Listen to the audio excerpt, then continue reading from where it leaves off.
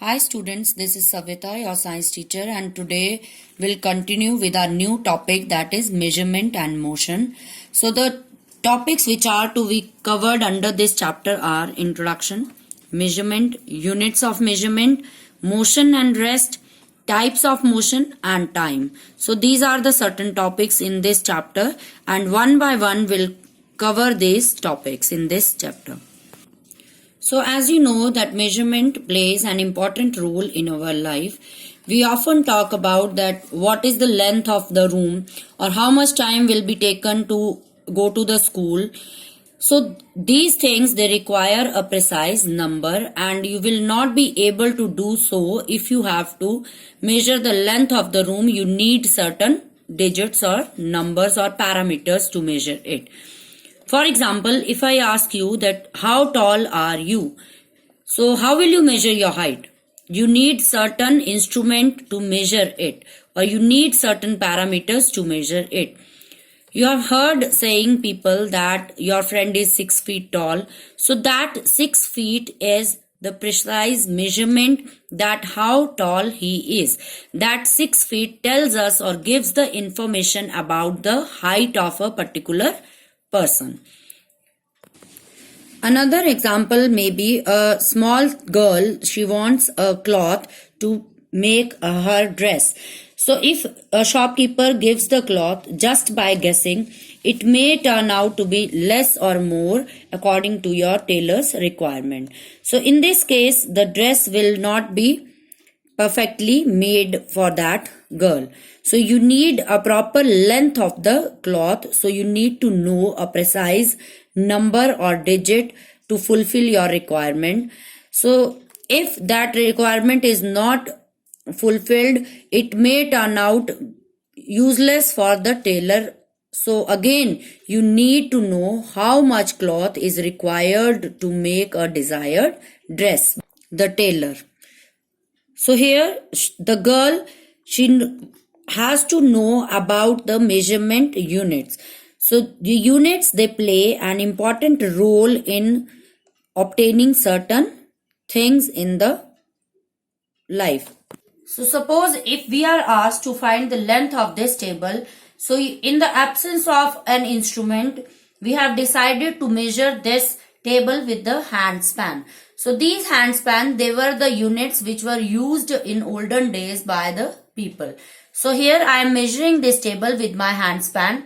So the length of this table is 1, 2, 3, 4 and 4.5 hand span.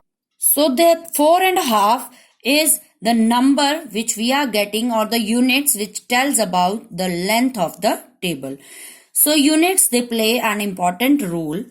Units are internationally accepted reference standards to measure a physical quantity. So this physical quantity is a measurable quantity.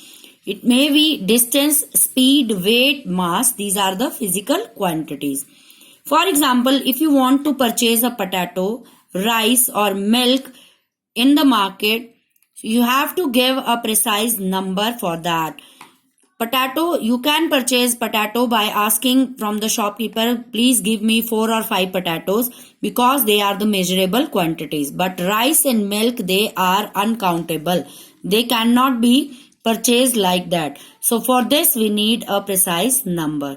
So you can ask from a shopkeeper, give me 1 kg potato, or give me 5 kg rice, or I want 1 liter of the milk. So these digits or units, they tell about the proper measurement of the material which is required. So what actually measurement is?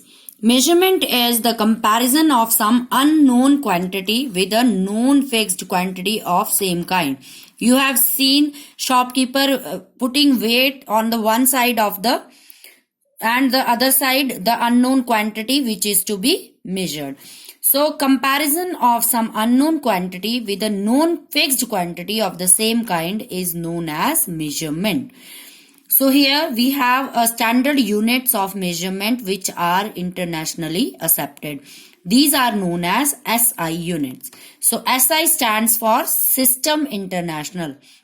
So this system is internationally accepted. So length of SI unit of length is meter, and standard unit of time is seconds, and the standard unit of mass is kilogram. So when I was giving one example that a girl wants a piece of cloth, so here she can use this standard unit meter.